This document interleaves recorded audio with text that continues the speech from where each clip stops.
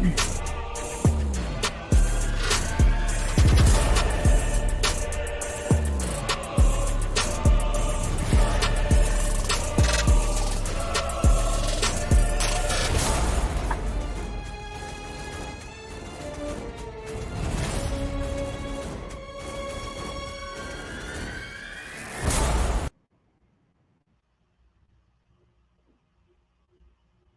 right.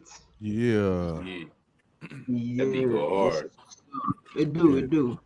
Oh, wait. We gotta so that's the theme song, everybody. Shalom, welcome to another episode of Wuma War as Usual. You understand what we tell you? World that we live in today. A lot going on. We got Julio Foolio'S killers have been caught.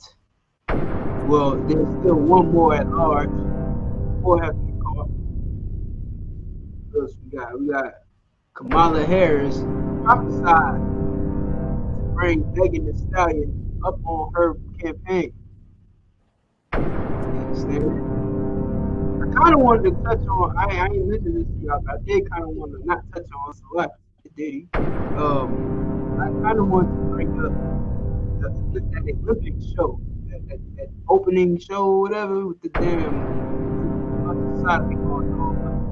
Can I say that? It's a lot. It's kind of a bunch of alternate lifestyle stuff going on that I was thinking about, addressing or whatever. Hold up. What happened? I stopped. I couldn't hear you. Oh. I couldn't hear what you were saying. You gotta turn it down. Hold on. Let's do this shit. All right. What's loud I couldn't hear you. I'm like, what the? It was too muffling loud. out with your words, I guess. Mm-hmm. What about now? Is this better? This should be better right here. All right. So yeah, like I was saying, you know what I'm saying? I ain't tell y'all this, but I kind of wanted to bring out the performance that happened at the Olympics opening ceremony.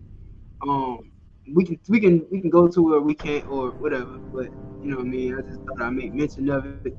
You got Kamala Harris. You got what else we got, man? The divorcing the black. As mentioned last week, we said that we would do a little review over the movie. You know what I mean, and talk about it a little bit. You know what I mean. So, that's what's in store. The water for tuning in. Hit that like button. Hit subscribe. Tell a friend to tell a friend, because we live. All right. Where the Bears at, man? Who in the Bears? Where the Bears at, man? Hit that like button. Hit type in your questions or whatever. If you got questions or if you want to bring up some topics, we can do all of that. I'm gonna put the link in the chat as well. So let's get into it, man. Where we going first? Kamala Harris? Kamala.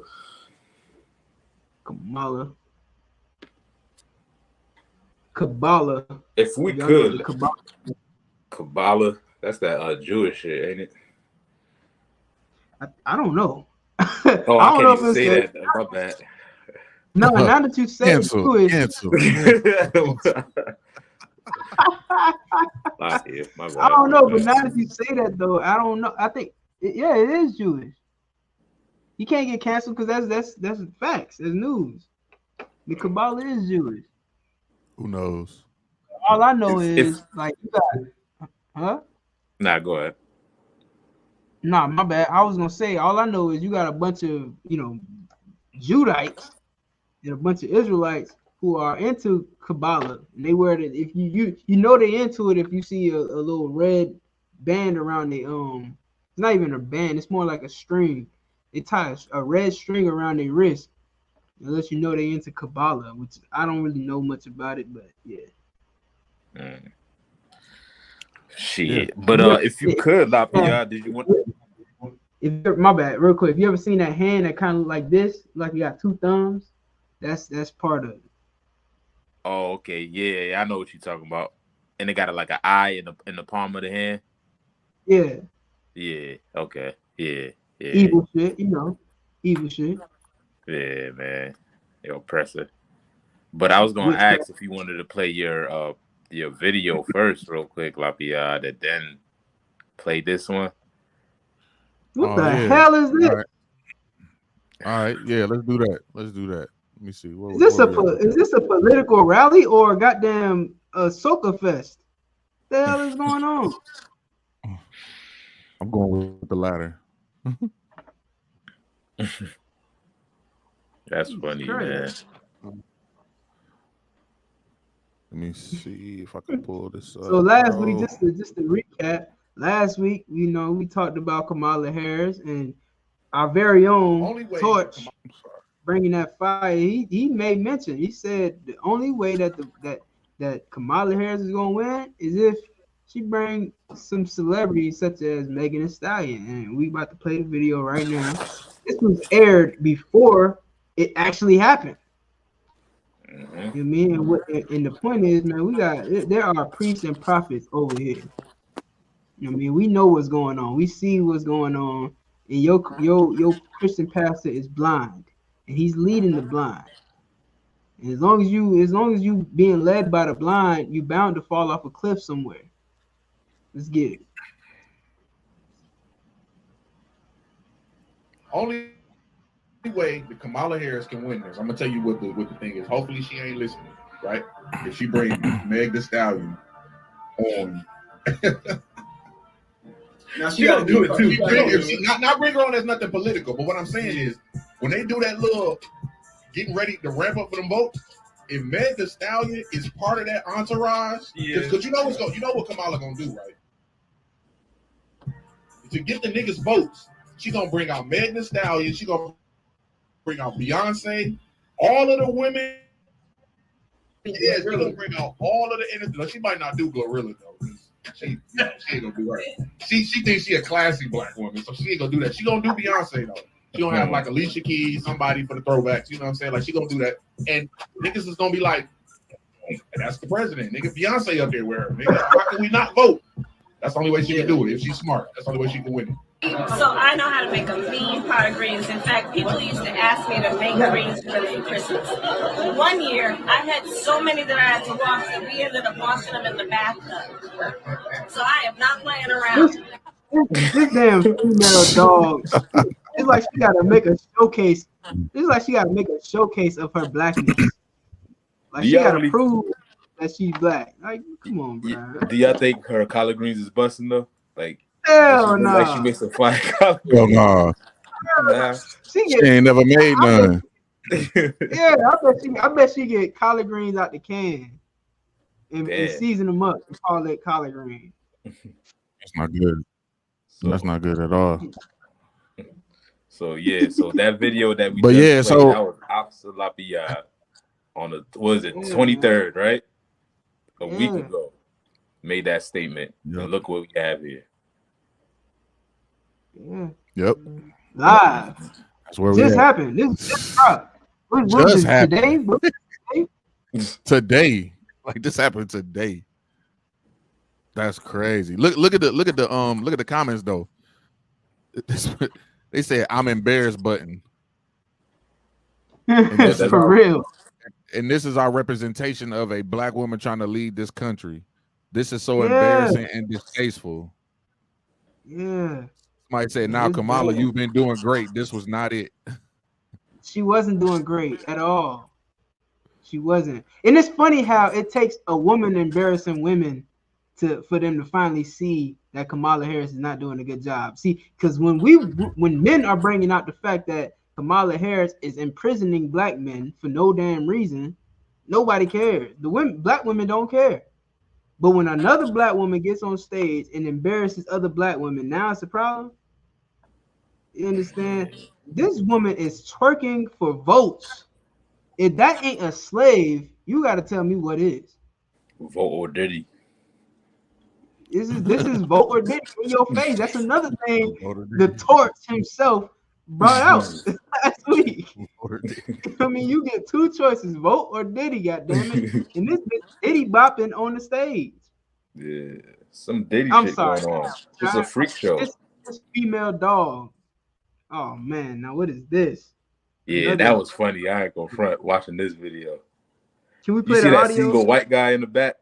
The only white guy. Dude.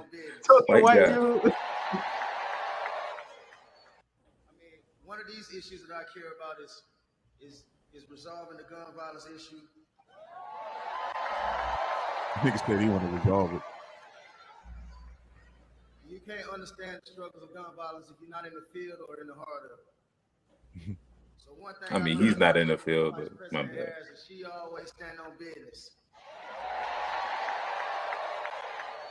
I mean, one of these issues that I care about is you right. Is resolved. So after Meg, of course. I mean, they is in Atlanta, but still, this is they political move to bring these guys out. It's like when Dave Chappelle was like, who gives a damn what Ja Rule thinks at a time like this? Like, I mean, what policy does she have on gun violence? Right. Anybody know? I don't know. Do Quavo even know? Shit.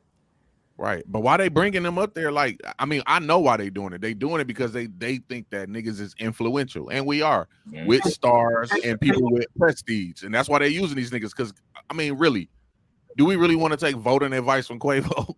I mean, Meg Thee Stallion. Do we really want voting advice? If I did vote, are these people that I want to listen to and care about? What? Come on, man, stop it. Yeah. No. Can you pull up that post?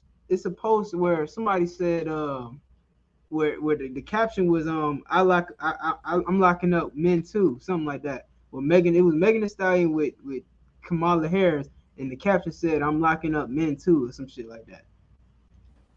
I don't know if it should be in the group chat, but that's whoever made that caption is dead right.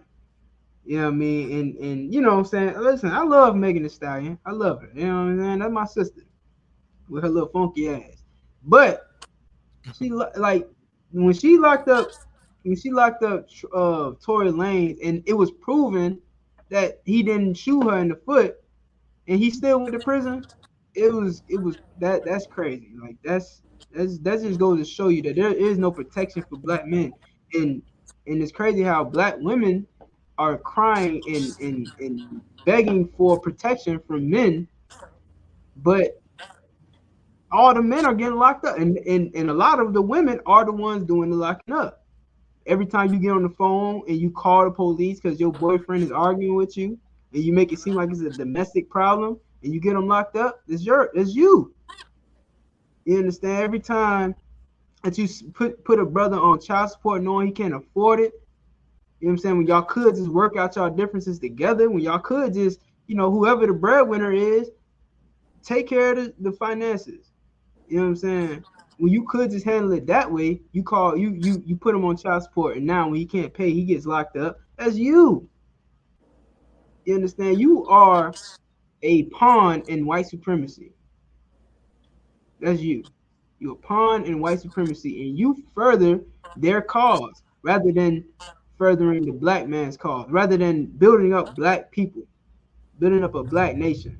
You know what I'm saying? It's hard to protect black women when every man is in a prison cell. Look at it right here. What it say? Megan Thee Stallion is reportedly making an appearance with Kamala Harris for a rally on July 30th at Atlanta. Well, today is July 30th, so that just happened today. But somebody had made a caption of this and was like, I'm locking up black men too. Yeah, that's what I'm looking in the group chat. I don't see it. But... Nah, yeah, I don't even think that I put that one in there. But yeah, somebody made a caption on it and was like, yeah, I'm locking up black women too, sis. And I'm like, damn, that's crazy. But really, that's the truth. They both locking up black men for no reason. Bro, this is crazy. That's crazy. Man, they watching this show. They watching this show, whether you know it or not. That's why y'all need to be subscribed, man. All my day ones, drop a 1 in the chat. Drop a D1 in the chat, man. Okay, if you're a day one, drop a D1 in the what's it called, in the barracks. Trapping out the house with the boys in the window, bandos shit. That's funny. Yeah. I mean, I want to know what effective change are there putting in effort now without a vote? Like they have all this influence, Meg Thee Stallion, Quavo, you bring in all these artists, and yet they're not even doing anything for the community without a vote. So what makes you think I'm gonna listen to them to vote for you when they ain't even doing nothing now? Like it's all entertainment for black people. That's all it is. It's just to make you feel. It's like church. That's all it is. You know, they give you a false hope, and they make you feel good inside, and they make you feel entertained, but they don't do nothing that actually affect your life. That's all it is. Entertainment. And she ain't done there. You know what I mean? Right. Listen, more of the prophecies that La P.I. brought out is gonna come to pass as well. Soon we're gonna hear about Alicia Keys, Beyonce, and every black woman in America. The sorority group's gonna come together. They're gonna form a coalition. It's gonna be a whole big thing. Watch. Yeah. Whoever from that town, they're gonna be around.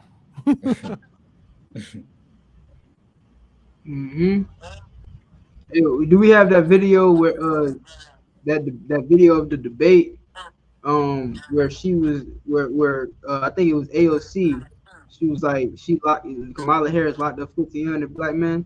We have that footage. I'm gonna try to get it.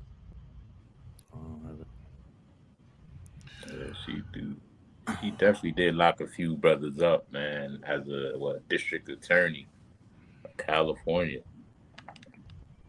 Yeah, she ain't doing nothing no different than anybody else that did. You know what I mean? Like they they can try to cover it as much as they want to, but at the end of the day, whoever get put in that seat, blacks, Hispanics, and natives still gonna have to deal with whatever the consequences are. We're still gonna have to deal with it. You know, we got to find a way to, you know, get behind brothers who got a plan to go through this. You know what I'm saying? Like the ISUPK, like this plan is battle tested. It's time tested. You know what I'm saying? Brothers survived off this. You know, so you know, regardless of what methods they trying to use, I just be wanting people to see the foolery. Like, don't you see how they using people? Like, you know what I'm saying? Like, they got to be targeting when you start bringing out people like Meg Thee Stallion in your campaign, right?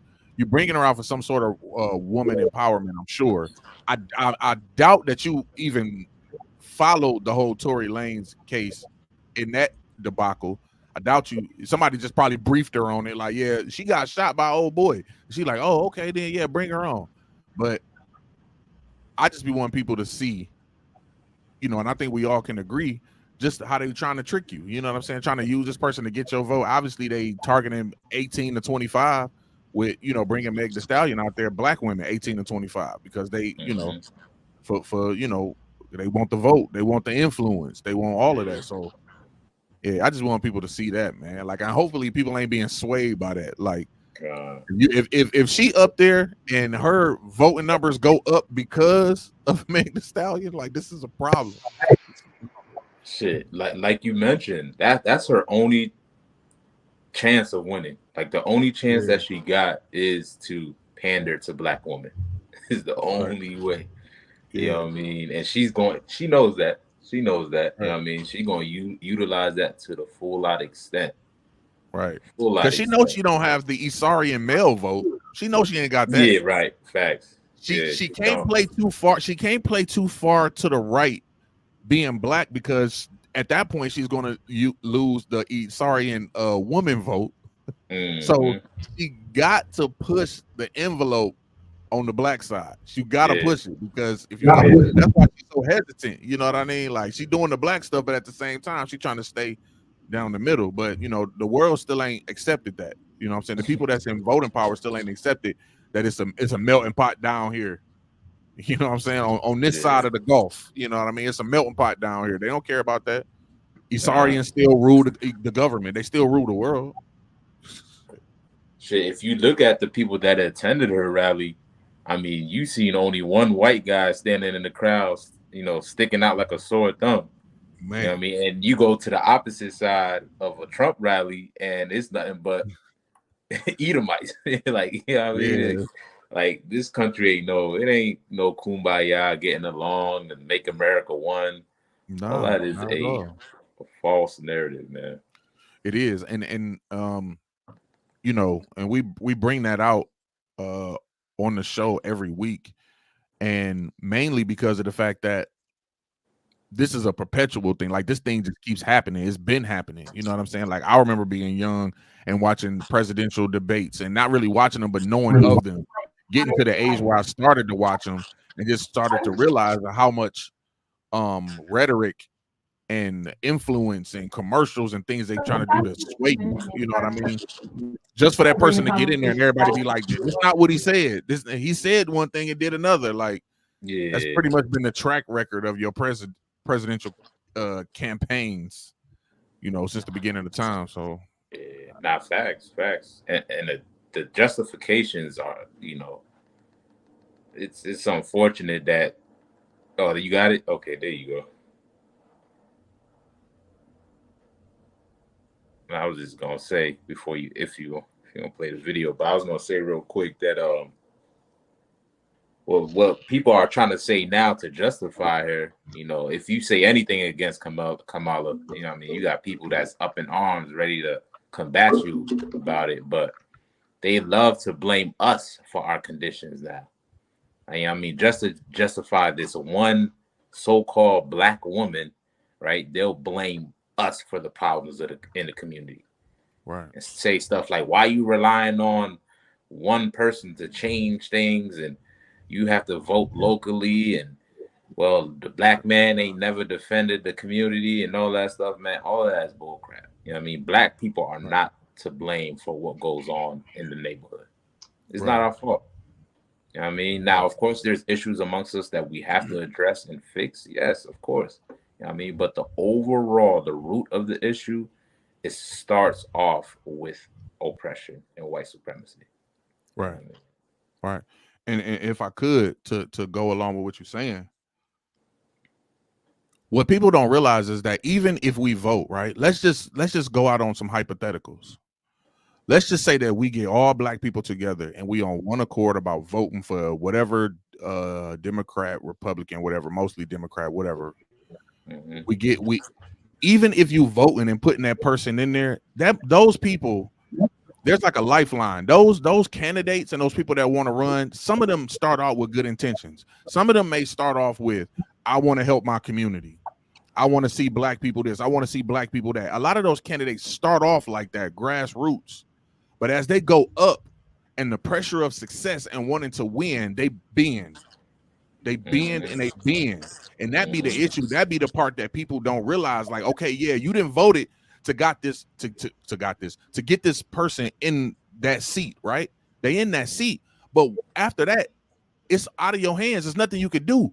They are bending to the pressure of corruption.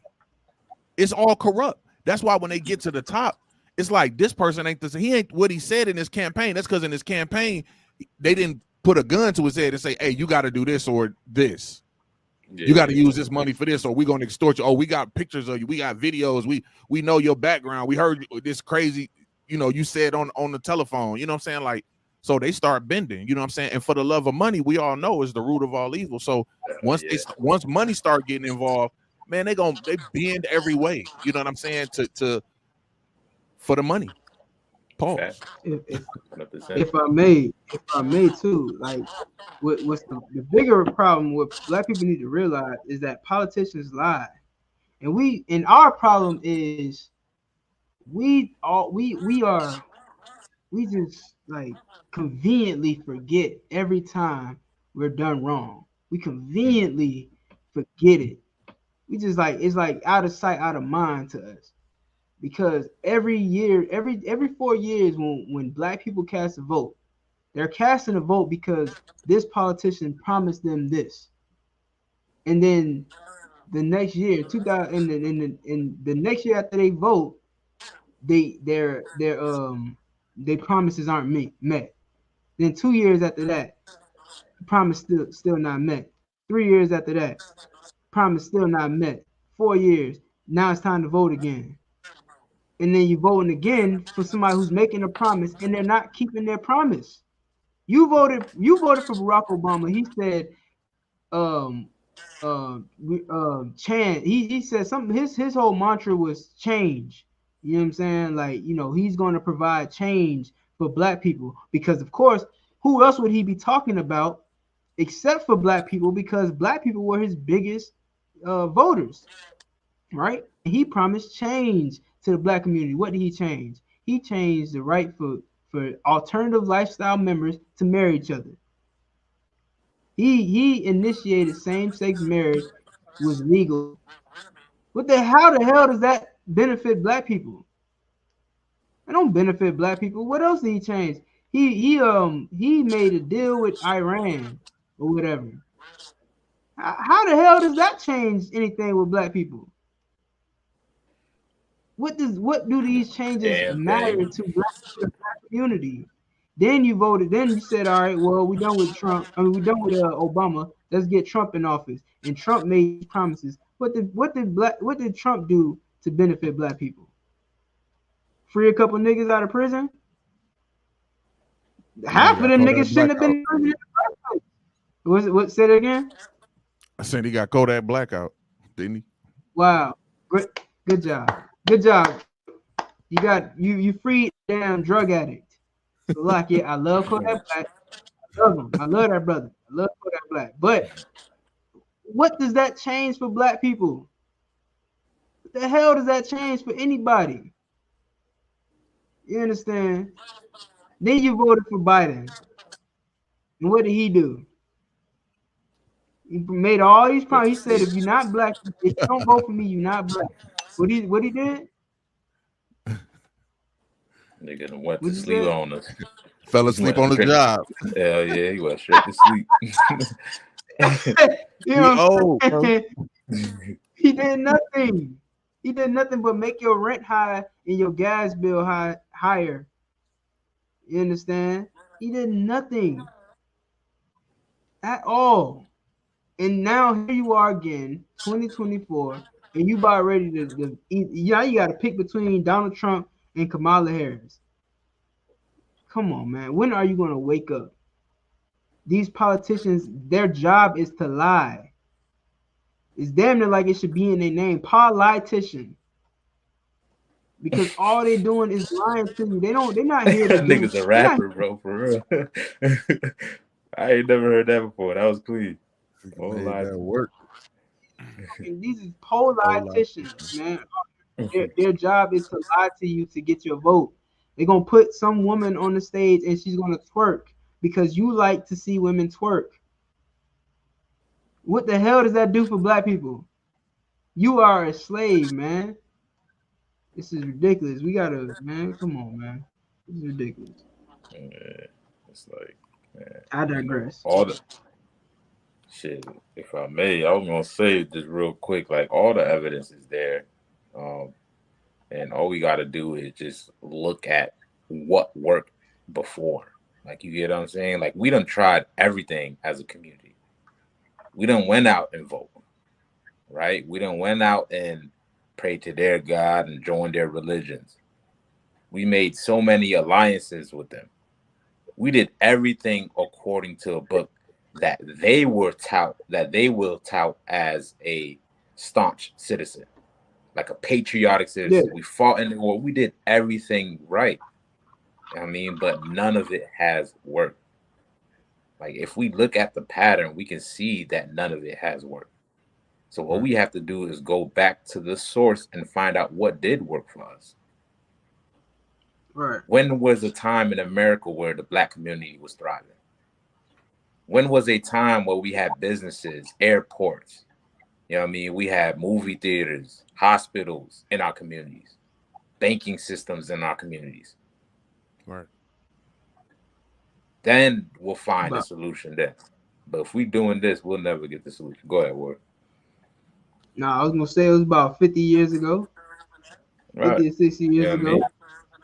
before civil rights. Right. You know what I mean? Before the civil rights, before we went out and try to cast a vote. Like, there's brothers that died right here in Orlando, Ocoee, Florida. They burnt down a whole neighborhood because we decided to go out and vote during the early 1900s, if I'm not mistaken. Mm-hmm. Right? We wanted to go out and vote, and they destroyed the whole community out here in Ocoee, Florida. Now, for you today in 2024 to go out and try to cast a vote, it's kind of like a dishonor or a disservice, right, to those that actually died. Because if it was up to them, do you think that they wanted to be left in that condition or that circumstance? They did it because thinking that they was going to do something better for them. For you to turn around and do the same thing is like, what lesson did you learn? It's like their death is going in vain. You know what I mean? So if I could, man, like, and what you saying is heavy. You know what I'm saying? And I would just stop at this. It's, to hell with, like, dishonor. You're dissing your ancestors, man. Everybody that's talking about, black this and black that, Juneteenth and Black History Month. You don't give a damn about none of that stuff. You dissing your ancestors, and here's the thing.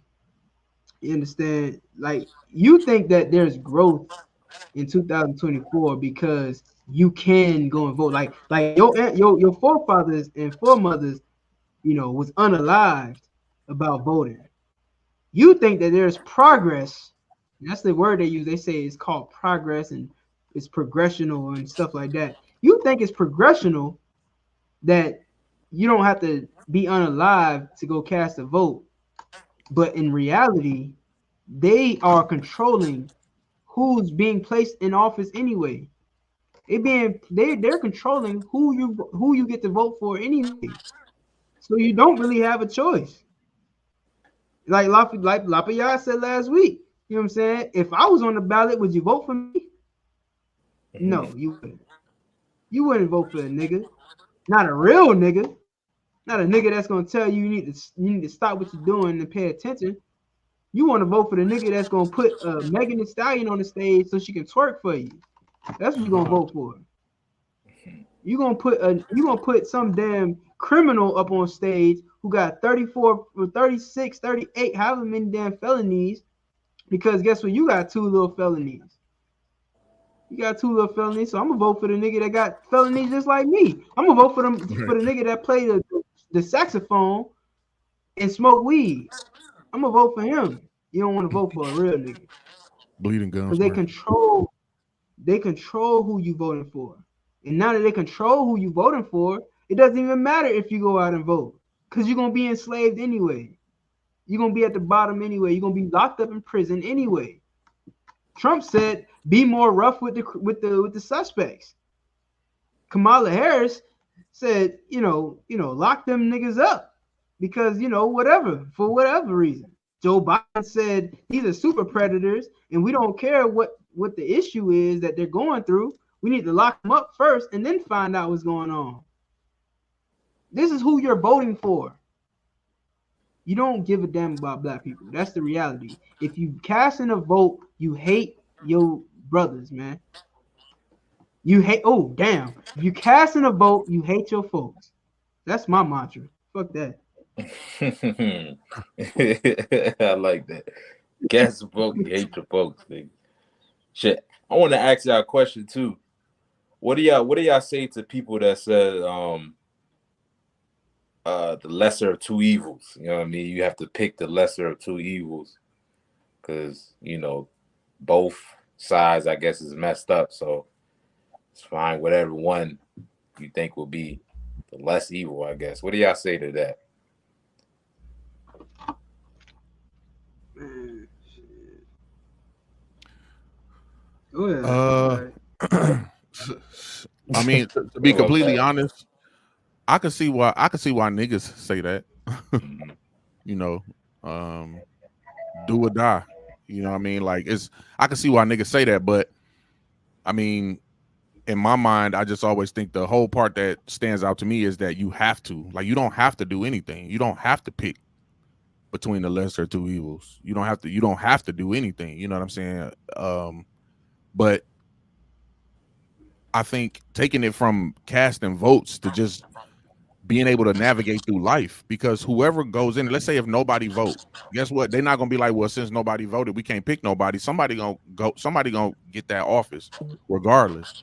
right? They get that office. Whatever changes come down from the Isarians, we got to go through. So, you know, if you could show me where change has been enacted to where it's made it better for black people, and I'm not talking about some exceptions that you could bring up, you know what I'm saying? Some people that made it out the crab bucket, you know what I'm saying? Not that, but I'm just saying, like, as a people, not individuals, as a people, how it's helped us, then, you know, I'll vote all day, but I ain't seen it. So, you know, I don't have to keep doing stuff over and over and over again to realize that it's not working. So when they say any you could, it's a waste of time and energy. I did. Facts. You wanted to chime in, Nights is up? Or is he? I ain't saying nothing different than what he said, man. God. Lesser of two evils is still evil. It's still goddamn evil. You understand? Why vote for evil anyway? Like, why vote for evil? Why involuntarily cast a vote for evil? If it's a lesser of two evil or the greater of two evils, it's still evil. So why cast a vote anyway? Why not just say, you know what, I'm gonna sit this one out because there ain't nothing but evil going on? Why not say, you know what, I'm gonna cast my vote for Christ? And it sounds cliche, it sounds Christian as hell, and we're not Christians, but why not cast your vote for Christ? Why not say, you know what, I'm not gonna vote? Do you know that Christ died from a vote? Let me blow your mind real quick. The reason why Christ was put on the cross is because they had a vote. And they said, if you want to see Barabbas go free, say I. And everybody said I. You understand? And Christ was the counterpart. Christ was the one that they were voting against. Why not for once in your miserable, pathetic, stupid, imbecilic life, vote for Christ instead of the lesser of two evils? Straight up, straight like that. You know what I mean? People feel like there's no other option. Like, you know, like y'all was saying, like, you have to do it. You don't have to. It's not gonna affect anything that in immediate in your life. You know what I mean? Like, them laws are still gonna be in place. This country's still gonna function. They still gonna find somebody if you don't. You know what I mean? So find out what works for us as a community. All right. Now, if I could, here's the lesser of two evils that you voting for, right here.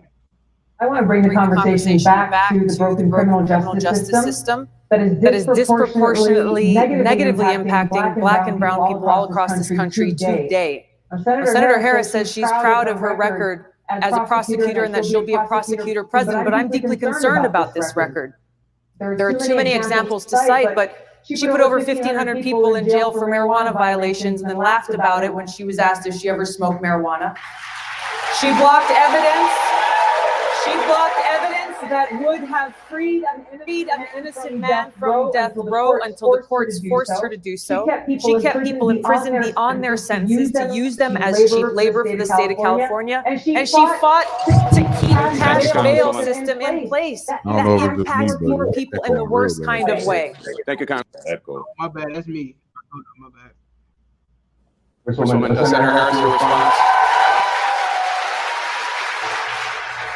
As the elected Attorney General of California, I did the work of significantly reforming the criminal justice system of a state of 40 million people, which became a national model for the work that needs to be done. And I am proud of that work. And I am proud of making a decision to not just give fancy speeches or be in a legislative body and give speeches on the floor, but actually doing the work of being in the position to use the power that I had to reform a system that is badly in need of reform. That is why we created initiatives that were about reentering former offenders and getting them counseling. The bottom line is, Senator Harris, when you are in a position to make a difference and an impact in these people's lives, you did not. And worse yet, in the case of those who were on death row, innocent people, you actually blocked evidence from being revealed that would have freed them until you were forced to do so. There is no excuse for that. And the people who suffered under your reign as prosecutor, you owe them an apology. Fact. Listen, Is it that that's the? all it Is is. it that when she But dropped out the race? That's when she dropped you out, heard right? me? You said what? Damn, I You can't can hear hear me? y'all. Oh, we can hear you. That's some bullshit. He ain't hear that. Yo, listen. Man, look.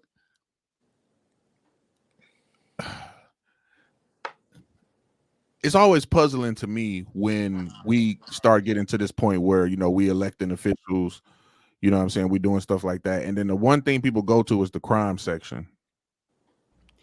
And they always be like, yeah, this under this president, if you get caught doing something, they're gonna give you 10 years for doing that. If you get caught under this president, it's gonna be harsh. It's gonna be really harsh under this president because they giving niggas 10 years for stealing cars. But let's address stealing cars, my nigga. Like, how about that? How about we stop doing that part? We don't have to worry about that part. Like, you know what I'm saying? Like, that'd be the first thing they think about is when I do something messed up, the punishment that's gonna come with it. Instead of saying, let's not do the crime. Right? A lot of people, it'd be like decisiveness with their voting. You know what I'm saying? Like, I've talked to a number of people who that's the stats that they go to and they bring that out. And I'm like, okay, so is that why you picking who you pick? I mean, I don't care who you pick, but is that why you picking? Like, yeah, because if I decide to rob a bank, what am I supposed to do? I only get 15 years? Like, it's like, dog, like, why is that a barometer? Why are you thinking about that? You gonna rob a bank? Is that what you planning on doing? We got him. You know what I'm saying? Like, it's over. Yeah, that's ridiculous. And that's our life. Like we've been here too damn long. I'm gonna just say that. We've been here. We've been trapped here too damn long to where we have started to look at criminality like it's normal. Criminality is not normal. It's not a normal thing. But if you keep a people impoverished for long enough, their only result is going to be to turn to crime. Poverty breeds crime, and the politicians know that. This is why they stop. Listen, if you go to London, if you go to Britain, or better yet, damn, I forget. It's a country out there. Damn, I forget it. I think it might be in the UK, but there's a country in the UK where crime is so low because the poverty gap is smaller. Like the wealth gap is smaller there than in America.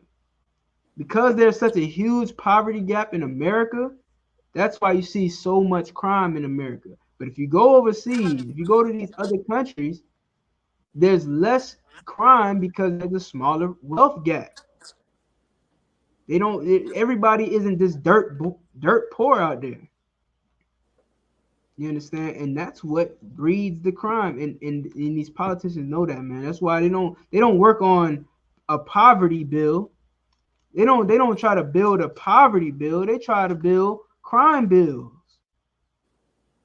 And get in the the law offices and stuff like that, so they can issue out punishments and sentences for brothers that commit crimes. But why, instead of getting, like you said, instead of addressing, instead of trying to attack the crime, why don't you attack the poverty?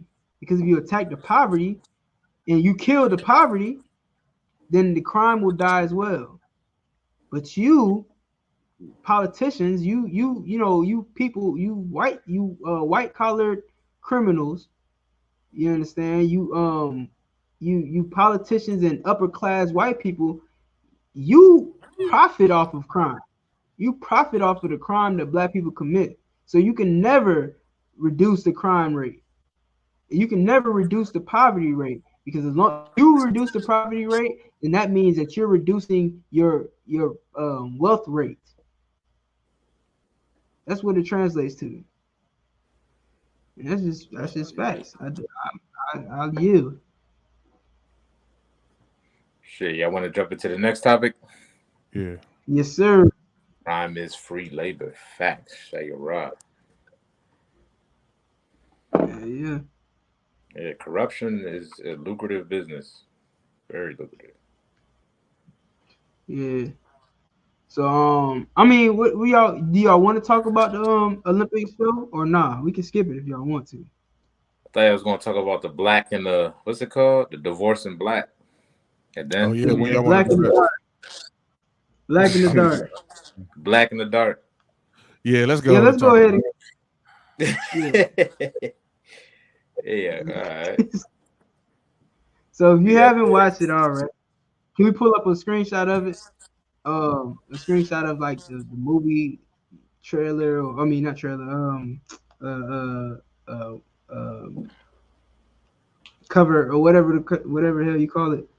So, as we discussed last week, man, we're gonna do a quick review of the movie Divorce in the Black. You understand? Starring Megan Good. I forget the brother that plays her husband. I forget his name. Let me see if I can pull it up. Divorce in the Black. I just want to get their names.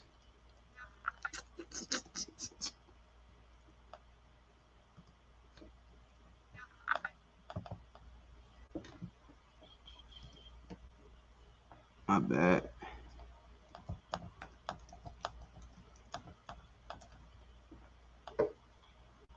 All right, so starring Megan Good, Corey Hardrick, Joseph Lee Anderson, Richard Lawson, Taylor Polidor, and Debbie Morgan. Okay, now if you haven't watched the movie, this is a spoiler alert. We're going to spoil this movie. If you didn't watch it, if you don't care about spoilers, excuse me. If you don't care about spoilers, then great, you in good company. Because I don't give a damn about spoilers either. But the movie came out, and it's currently on Prime TV. I believe it's on Netflix. I could be wrong about that. But it's definitely on Prime Video.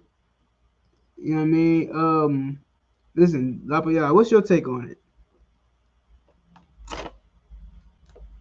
I mean, it's a typical Tyler Perry movie. I mean, okay, so I'll give an honest review, and I won't use his entire body of work to try to I'll just do it separate. So, what I do like about Tyler Perry movies, they are quality, regardless of how cheesy they are. They are quality.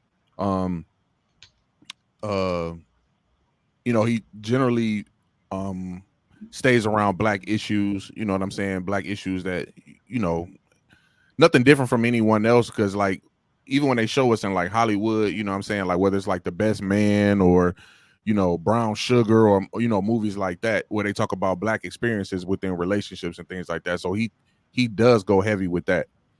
I think early on in his career he was more towards the I would say like towards the woman side of things. Like he catered more to the female audience, I would think. Then from time to time he'll throw a movie in there for the men.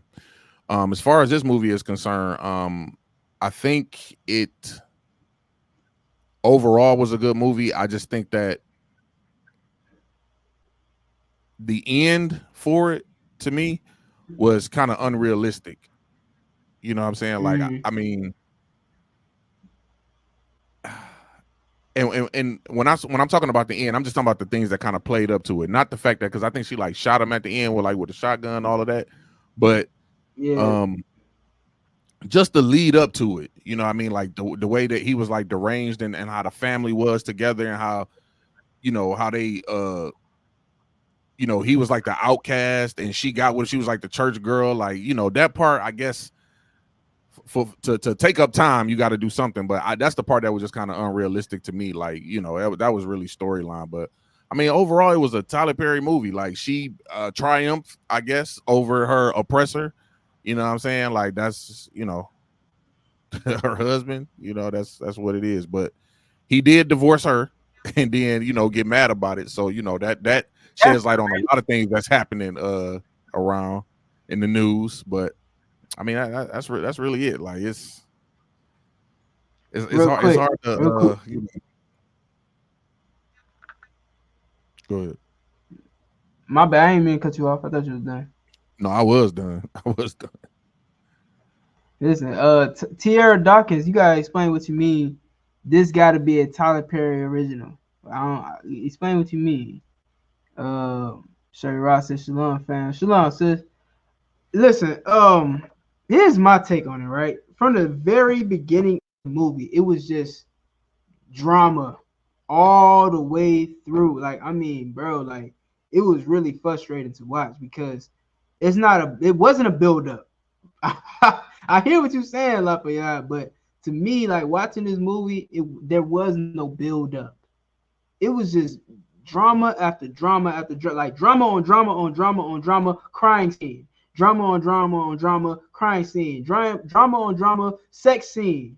You understand? It was hard to watch. It was very difficult to watch, and it was just like a overdrive of a toxic relationship. And I think that's what Tyler Perry harps on in all of his movies. Every single one of his movies is just exploiting toxicity in Black relationships. You know what I mean? And it just didn't, to me, it didn't make sense. It didn't explain why this man was so toxic. It didn't explain who the characters were. There was no character development at all. The only character development that they displayed is when the mother showed the video of I mean, not the mother, the father showed the video of when the Megan Good character was coming up and how she would run track and all this stuff, and she was happy. And then they said once she married this guy, she was never happy again. And like, how do you do character development in a goddamn VHS tape? The movie is just like, it's cheesy as hell to me all the way through. The movie is cheesy as hell, and the brother, and I give him this, the brother played that role perfectly.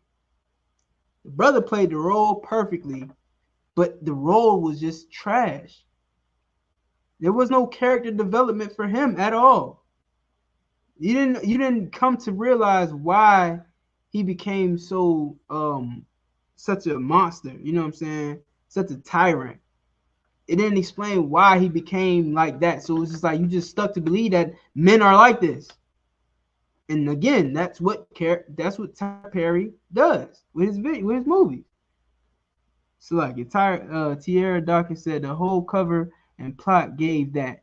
Not saying his movies are bad, but very predictable. And yes, I agree.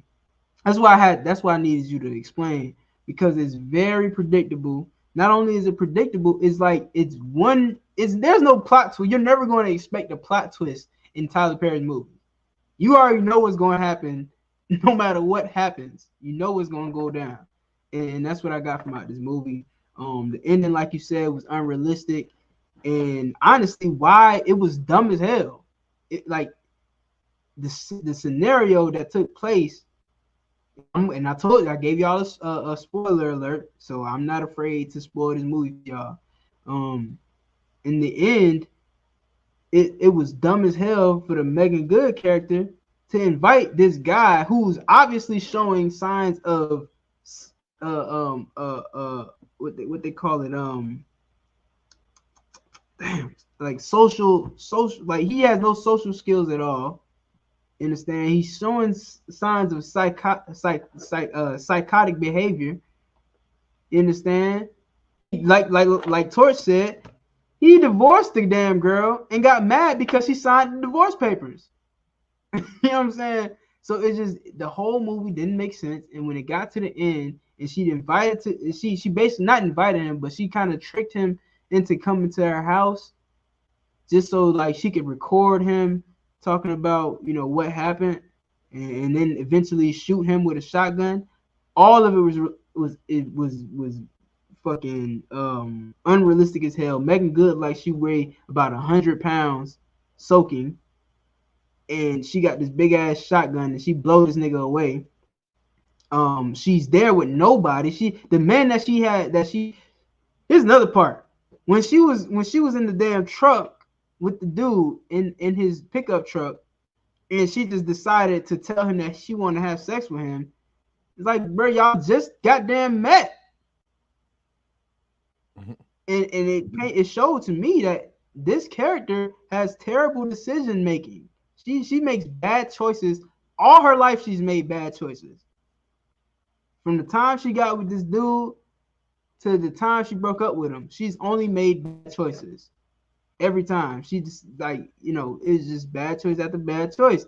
And for her to say that, I want to sleep with this guy who I just met first night, didn't even really get to know him, and she already want to have sex with him, that's ridiculous. And women got to learn from that.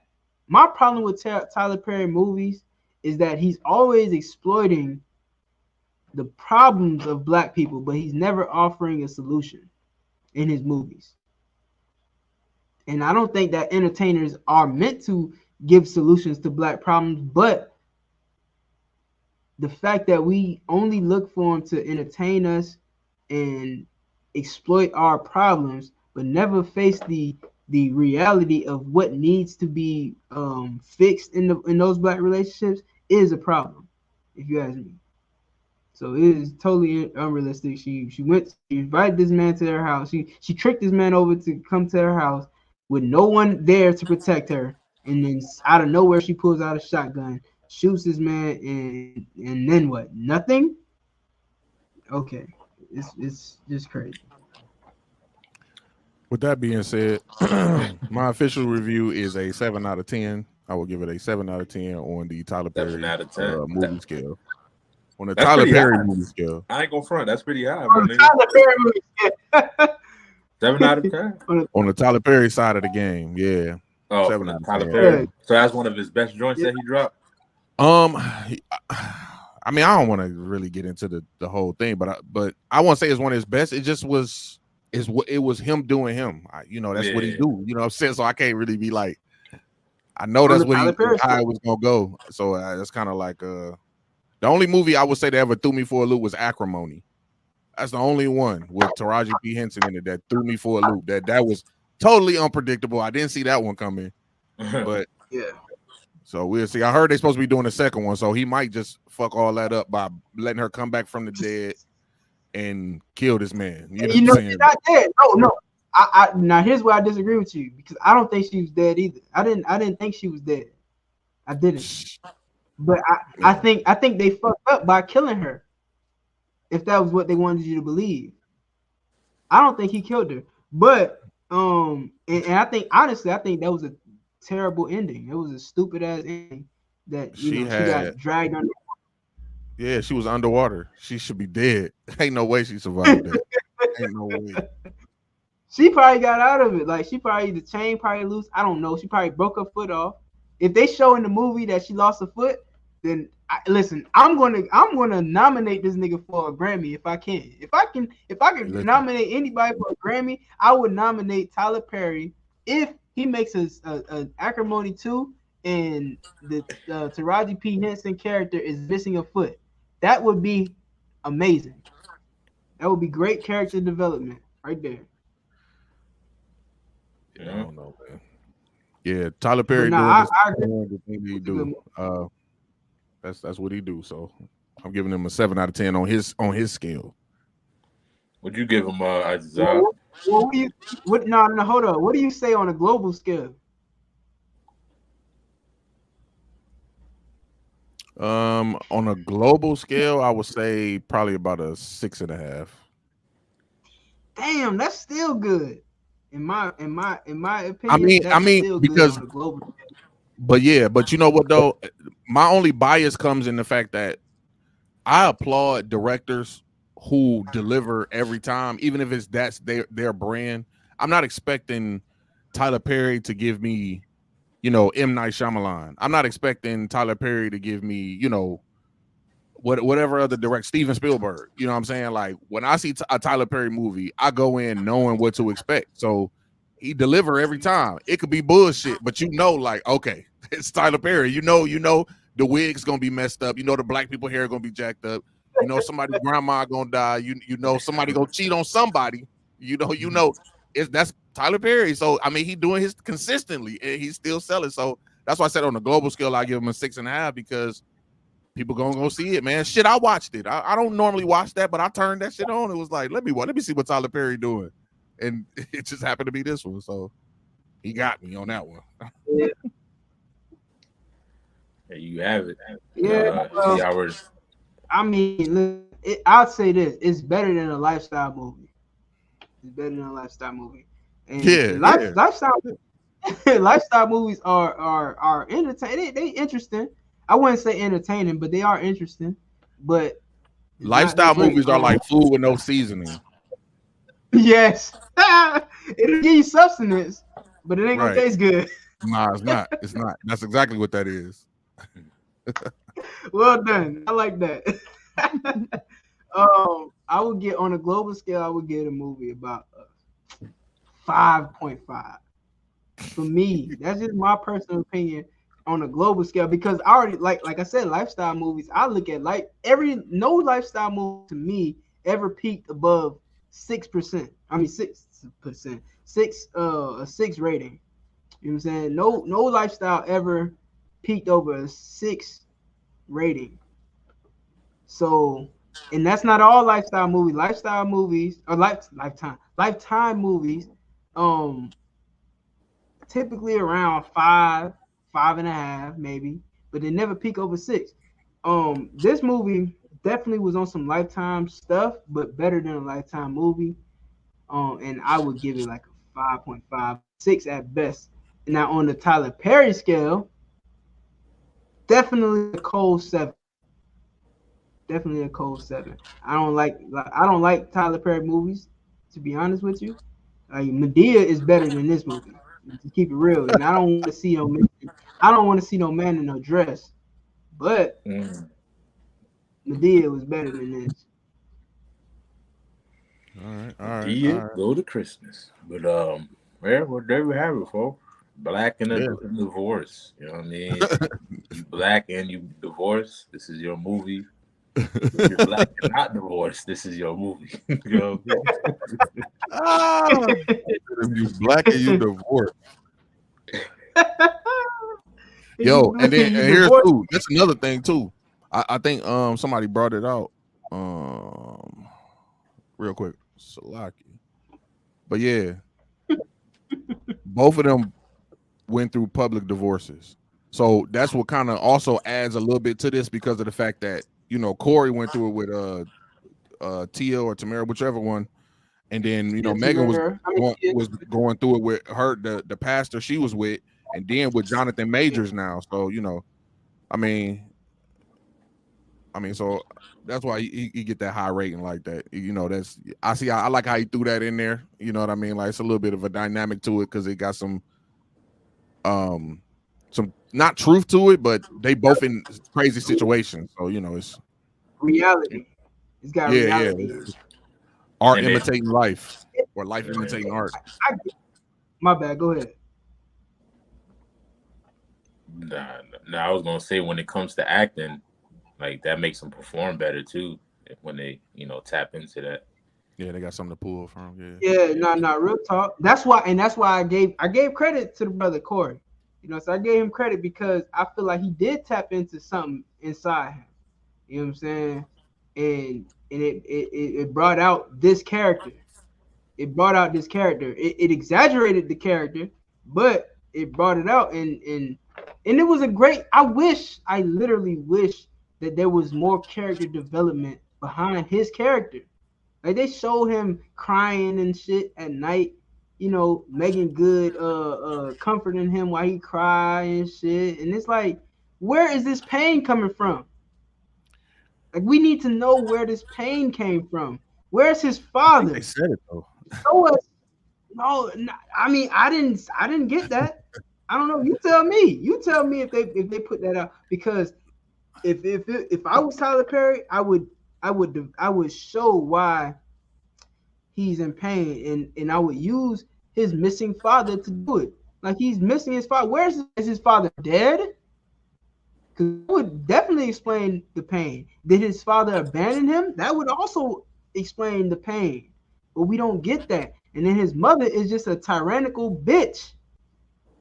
Like, there's no. Where's her character development? Why is she so damn bitter? It just wasn't explained, and I'm like, why am I watching it?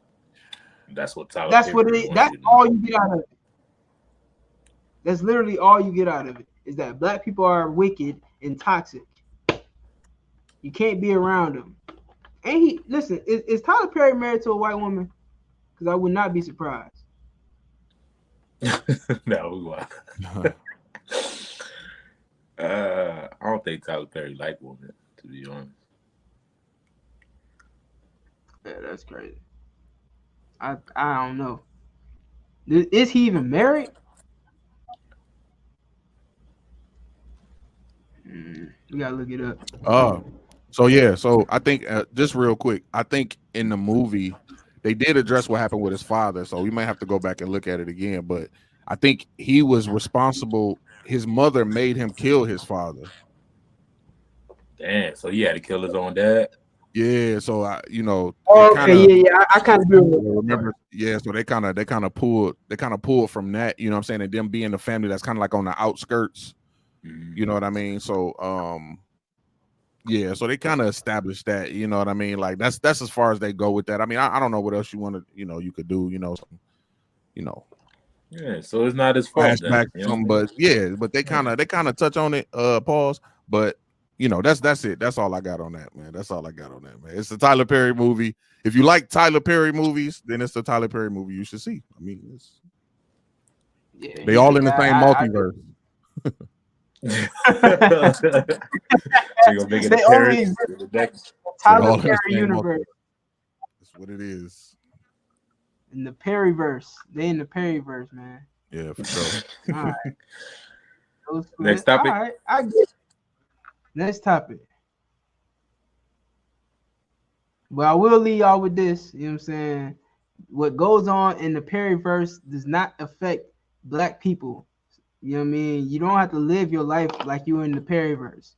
You don't have to be in a marriage like it's in the Perryverse. Okay? You know what I mean? Get counsel, get help, figure out how to love your husband, figure out how to love your wife. You don't have to live like that. You don't have to tolerate that. Learn to compromise. Learn to be, men and women. You know what I mean? Like Tyler Perry ain't the end all be all to relationships. Let's get into it, man. We here now. So as we get into the Julio Foolio'S situation. So they finally caught 4 out of 5 of the suspects. The Julio Foolio deleting, you understand, the unaliving of Julio Foolio. They caught the 4th suspect. They caught 3 prior to that. After the brother, I put it in the chat. Let me go to the chat. It was the first brother they caught. It's alleged that he snitched and told on 2 other suspects, or maybe all of them. Hell if I know. But yeah, once they caught him, they immediately went and got 2 other suspects. So the Twitterverse is alleging that he snitched. Let me see if I can pull it up. To be honest, them young youths snitched on themselves. Basically. No, it's bad, man. Damn. Oh, I just put it in the chat. Jeez. But yeah, this was the first one. This was the first day.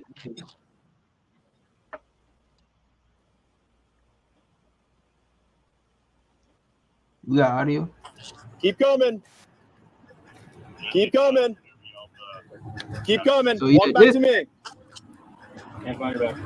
After they caught this cat, Sean Bathright. After they caught this cat, and it was a girl. Yeah, I saw that. Then they went and got this brother. This shit was cinematic as fuck. Out their front door. Yeah, it was. With nothing in your hands. We are not going. But look though, look at the camera that they using. It's like they already Yeah. shooting the documentary. Right. Like, who uses this camera to do this? It's like they already preparing for how they gonna tell the story. Yeah, they be looking out for a Netflix special. It's coming. It gotta be. And I can guarantee, like, this is something that they're you know, proud of themselves of, you know what I mean, of catching these suspects. I mean, of course it's because it's a murder and it's Julio, but I guarantee, you know, being that it happened in Tampa, like, they was persistent on making sure they find out who did it. You know what I mean? And they had old camera crew and everything ready. That shit's crazy. Right. And I also think they were persistent on it, but I also think it's just so easy. They ain't even gotta work right now. Like, dudes is doing crimes in the new age of technology. It's a digital footprint everywhere. So they make it so easy for them. You know what I'm saying? They ain't even gotta say, you could go do whatever. They gonna find you, bro.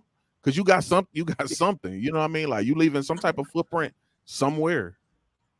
I was seeing the reports how they was using Tesla to get the surveillance footage of the shooting. And the Tesla car was owned by the suspects. Like, they use their own car for this joint. You know what I mean? Crash out, bro. Wow. Crash out. That is ridiculous. Like, yeah, like, man, come on, man. Yeah. But that just goes to show you, like, our black brothers, our black sons. It's like like you said, it's a crash out lifestyle, and it's like we don't care that we're gonna, you know, be unalive. We don't care if we're gonna be going to go to prison for the rest of our lives.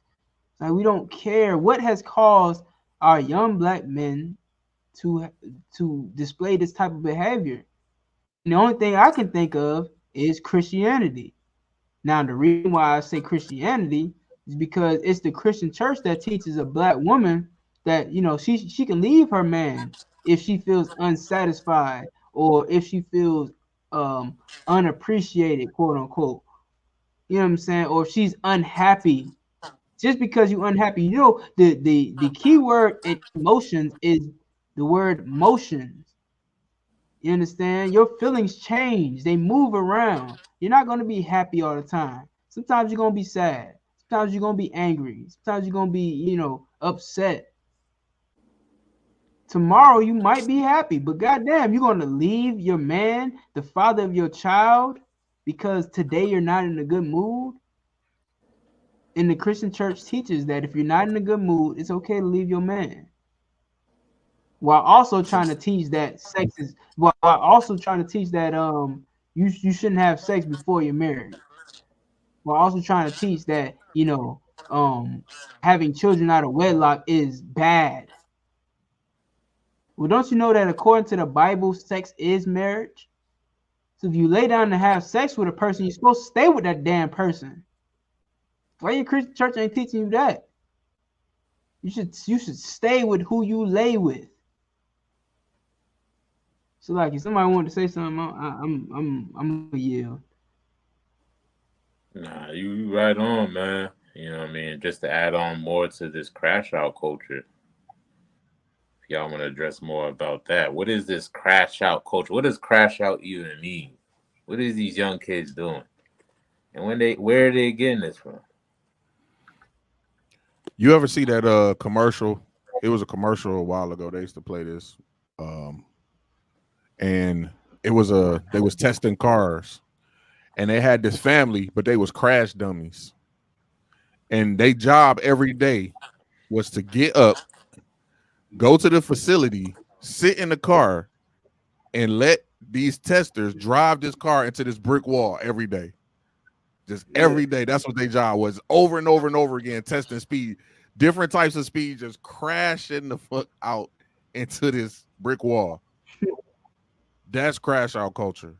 When our youth wake up every day on a mission to go smack into the whatever bad situation, whatever wall they can find to just crash into it, whatever situation they just looking for it without knowing the consequences.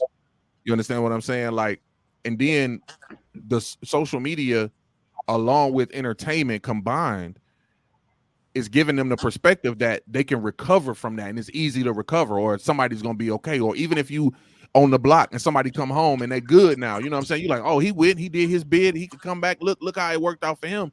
But it don't work out. You don't know what he had to do when he was in there. You don't know what he did. They don't get all the information. So now it's fashionable to crash out. It's fashionable for somebody to wire you some loot to hit somebody. Everybody want to be hitters now. Everybody want to be steppers now. You know what I mean? Everybody want to do that. And that's just the culture now, where, you know, crashing out don't mean nothing. They ain't afraid to crash out no more. They ain't afraid to die. They're not afraid to lose. They're not afraid to lose big. They're not afraid. Yeah, shit, I agree that the age of gangsters moving silence is far gone. Yeah. Like is yeah, I remember back then it used to be, you know, the weakest is the loudest, something like that. You know how the phrase go. You know what I mean? Yeah. The strong move quiet, the weak cause riots, you know what I mean? Like nowadays it's the opposite. Like the more louder you are, is more real you look. You know what I'm saying? And this is what these kids is thriving off of, especially with social media. You know, they have more accessibility to be loud. You know what I mean? Like back then, only your block knew about the shit that was going on in the block. You know what I'm saying? But now you know what's going on in the block all the way in California while living in Florida. You know what I'm saying? Right. That shit hypes you up to go do some crazy shit based off what you seen, you know, another nigga do in a whole nother state. So yeah, man. So these kids, it's a whole nother. My bad. No, you got it. You got it. Not my bad actually. No, you got it. So does it all boil down to clout chasing? I don't know if you want to say anything, Love, yeah, but if I may, I was gonna say, I think there's a good part of clout chasing that goes along with it. You know, the credibility.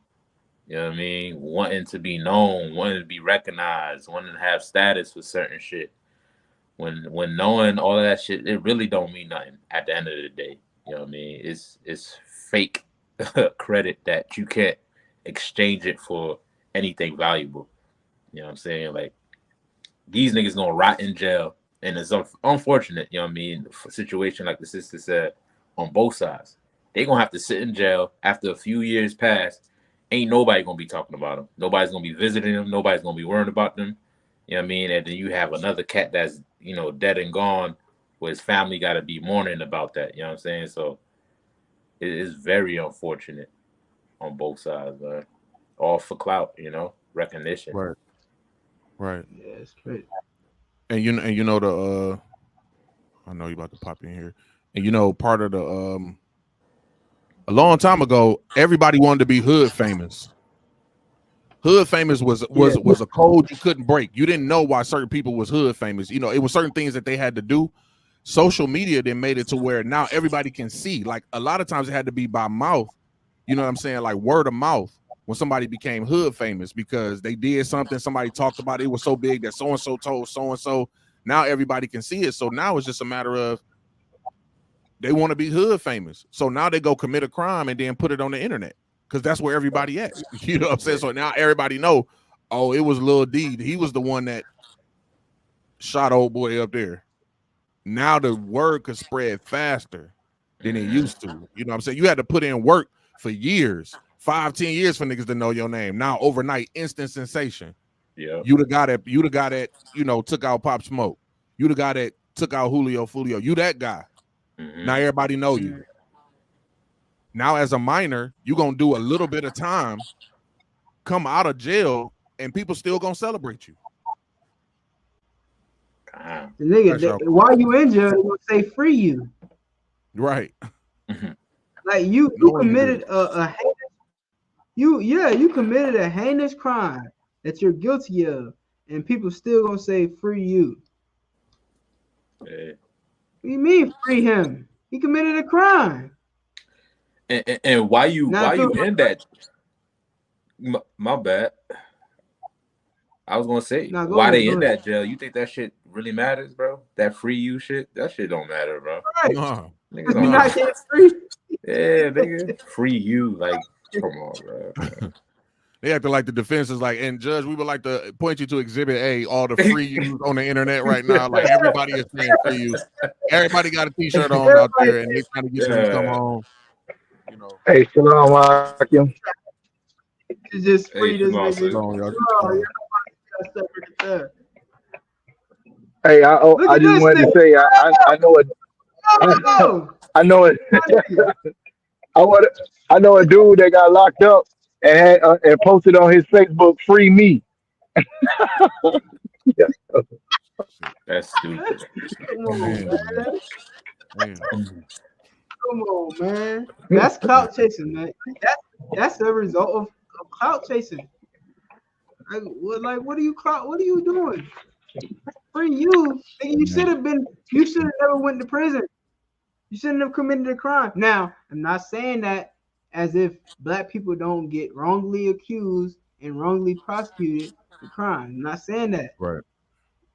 However, you know what I'm saying? Like, a lot of people, like, we speak about accountability all the time. You know what I'm saying? Especially with women, because women, for some reason, no offense to you sisters, who know how to take accountability. But a lot of women, for some reason, women do not take accountability for any of their actions. And so we speak on it. But it's not exclusive to women. Men have to take accountability as well. You understand? So why the hell would you think in your mind that you can say some shit like free you when you know what the hell you did? You know you committed that damn crime. Wear that shit. You do the crime, you can do the time. And if I may, just to add, I do want to say as well, like these, like, and I don't want to think, people to think that in no way. Well, as far as, let me just say from my perspective, I don't even think it's the youth fault. Now, it is a different time that they in, where they have the internet, but they moving off of the momentum of the generation prior to them. You do what I'm saying? Like, the generation prior, when the Bloods and Crips in the 90s was doing all that killing and stuff like that, they were babies at the time. You know what I mean? They were, right. Infants. They were surrounded by that. Now they, getting older. Now they, feel like, daddy ain't do it is good enough. You know what I mean? The old heads, they don't know what they was doing. I'm gonna show you how it's done. And they get on the internet and just moving off of that momentum. So, you know what I mean? It's gonna continue each generation until we get it right. Right. And the only way to do that, we don't need no coalitions. You know what I mean? Like, the only way to do it is to eradicate them. They need to be eradicated. The memory of them have to be eradicated, because that's going to be a tough thing to do. That's why it's going to take Christ to come back to get rid of all of this nonsense. But in the meantime, if niggas really want to see change, you got to eradicate that. It can't be no more Bloods. It can't be no more Crips. It can't be no more none of that stuff. And if you want a whole generation to start over, we got to eradicate their memory. That got to be gone, because the stain is still there. I don't give a care how many times you bring the Bloods and Crips together. We cannot forget the feud that they had and the bodies that dropped over that. We can't forget that. Yeah. You know what I mean? And it's just not something that we ever gonna forget. So, it's we just need to get rid of them. And I know that's a tough feat, but I'm just saying, like, that's what it's gonna take. And a lot of people.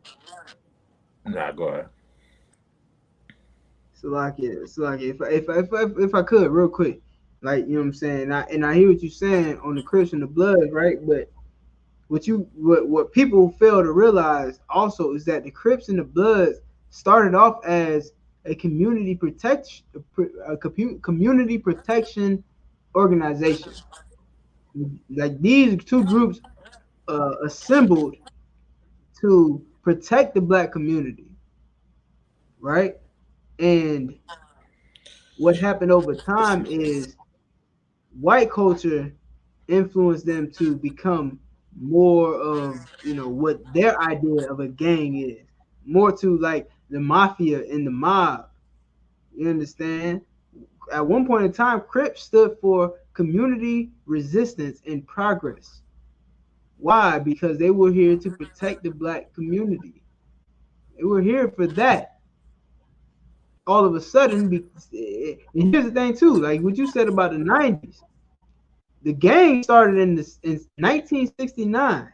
If you didn't know, the Crip gang started in 1969 as a community resistance in progress to I would protect the just say black that. community. I would just say Go the ahead. height of the violence, the height of the violence was in the 90s. You think what I'm saying? Like that was, you know, big time when niggas was dying on both sides. No, you're right. Yeah. You're right. I'm not taking that away from you. I'm not taking that away from you at all. In the 90s was the height of the gang on gang violence. I'm just saying in 1969, from before the 90s, it wasn't that. Before the 90s, it wasn't gang on gang crime. It wasn't, you know, a beef. It was just, this is my community and I'm going to protect it. From who? If you're not protecting the community from other black people, then what are you protecting it from? Protecting it from the other races. You understand? But, the Caucasian race for Slovakia. No, I was gonna say that's true, but and also too, if they started out trying to protect the community, let's say from police, you know what I'm saying, and just trying to protect, you know what I'm saying, their blocks and they, you know, prospective neighborhoods. Remember during this same time, crack was being put in the hood, so it went from protecting us from ourselves from the police to protecting ourselves from each other, because now, you know, people is breaking into other hoods, you know what I'm saying, because they own cocaine, they own crack. So now the truce that we had is broken, and ain't really broken between the people that's on the roll for being a blood or a Crip. It's one of these Crips' uncle who's strung out. And that's how it just started getting, you know what I'm saying? He didn't know this was your uncle. He just looked like a regular nigga that's on crack and trying to steal from you, and you kill him, and now they like, who killed him? It was the Bloods over there. Boom. Once that blood is shed, and it just kept going, and it just kept going over and over and over again. It's to this day that these niggas don't even know why they don't even like each other. It's just the same thing. But one thing that's consistent though, the trauma and the back and forth of killing each other stays consistent. So they don't even have to have a reason not to like them, but that violence between each other remains. Yeah, and no, that's exactly to my point. And who put the crack cocaine in the in the community? Ronald Reagan in the CIA. Sorry. East Sarians, man. Ronald Reagan in the East Sarians. This nigga here is on a roll, man.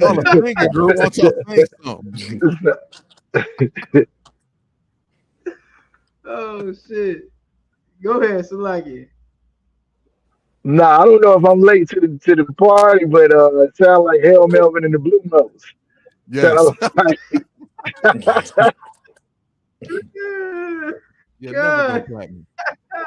Gladys Knight and the Pips. Ronald Reagan and the East Sarians. Ronald Reagan and the East Sarians. Bird and the Midnight Falcons. You know what I mean? That's who introduced crack cocaine to the black community. So that's who we have to thank for that division that you're talking about, Torch. Like that's who we have to thank for that. A blood had to kill a Crip's uncle because he was on the crack that Ronald Reagan pushed in the hood. And this goes to why we have black on black crime to this day. Before the 60s, before the civil rights movement, we didn't see black on black crime like that. It might have happened. It might have happened just like white on white crime happens, or Indian on Indian, native, East Indian on East Indian crime happens, or how Chinese on Chinese crime happens. Because of course, you know, you have issues that you're dealing with, and it might occur. But we didn't deal with it on a level that we're dealing with today, to where there's so much black on black violence that it's damn near like a stereotype now. It's literally like a stereotype to where they use that as fuel to say, oh yeah, there's no such thing as oppression. Black people kill black people all the time. But I feel like why do black people kill black people all the time? Go ahead, sir. no, I was just gonna say what you're saying is though, right? It's when somebody else do something to us and we try to like battle against somebody doing something to us, that's the first thing they bring up. You start talking about, when we were during the George Floyd situation and Sandy, we name all these people that the police is doing something to or unaliving, and the first thing they say back to us is, well, black people kill more black people than anybody. You know what I'm saying? That's what they're gonna bring up. And like you're saying, it's been organized that way, so it'll be that way. So, and they never get back to the point of whose fault it is. If you put people in the same place and don't give them nothing to eat, and then you put a steak in the middle of the floor, they're gonna fight all they can to get a piece of that steak because you Hmm. left them hungry for so long. And that's what it is. We battling for crumbs, and meanwhile, this person is buying land on Mars. You know what I'm saying? So That's crazy. Facts. That's crazy. Facts. Yeah, We're not saying no outlandish shit. So like it. nah, shit, and a lot of times, if somebody that you love and end up being unalive, you can understand, like, you know what I'm saying, for the most part, the people who care about you is, or the people who care about that person is going to ride for that person. Like, they're going to, get some retaliation for, what happened to their loved one. You know what I'm saying? And once these young kids, once they learn how to actually deal with their loss and the trauma behind their loss of their loved ones, that can actually help out the progression um, of the community. Because these young kids, they don't give a fuck about the past. You know what I mean? They don't give a fuck about they don't care about the OGs. Like, they don't respect the OGs. Like, there's no rules in the streets. There's none. Yeah. There's no, oh, you can't do this, you can't do that. They're just young niggas moving with trauma. You know what I mean? My nigga died, so I gotta ride. You know what I mean? This, I gotta do this, I gotta do that. You know what I'm saying? Like, once we, you know what I mean? Once we speak to that and realize, it's understandable to ride for somebody you love. It's natural. It's human nature. You know what I'm saying? But what Christ gave us is something beyond nature. You know what I mean? Supernatural. Like, it takes a lot of guts and courage to forgive somebody who did you wrong. Like, that takes a lot of heart than actually pulling the trigger. You know what I'm saying? Like, a 5-year-old can crawl in their dad's bedroom and grab a gun and accidentally pull the trigger. It's nothing to pull off a trigger. You know what I'm saying? But it's a lot harder to face somebody face to face that you have issues with and deal with that trauma. You know what I'm saying? Yeah. Real talk. Yeah, man. So like, what's going on with Julio Foolio? You know what I mean? Like, may that brother rise in power. You know what I'm saying? And maybe next time, and here's the thing, reincarnation does exist, regeneration does exist. So when he's here again, Lord willing, he'll have men over him that can show him truly how to live as a black man. You understand? He can show him how to conduct himself as a black man, how to be a king rather than, someone who's fallen victim to slavery and oppression. You understand?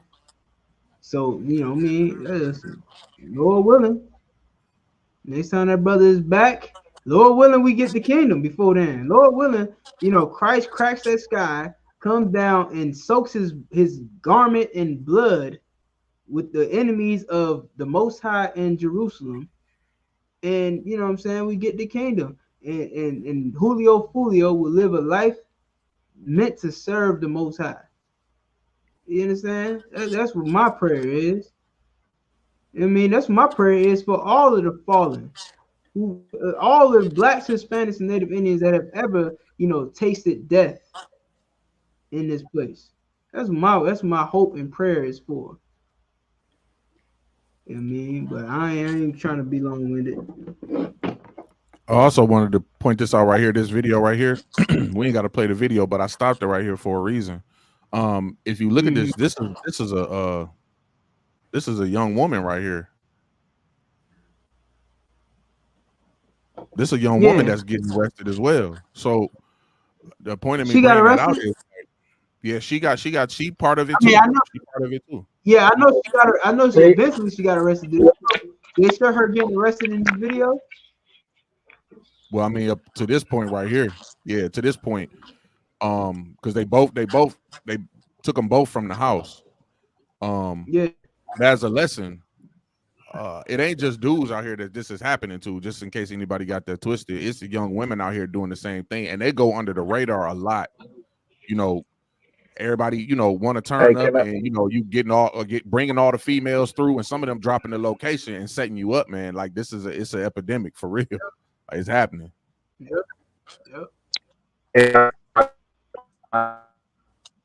Earlier, man, I don't know. Maybe y'all know something about. There's a chick online, and that's what she do.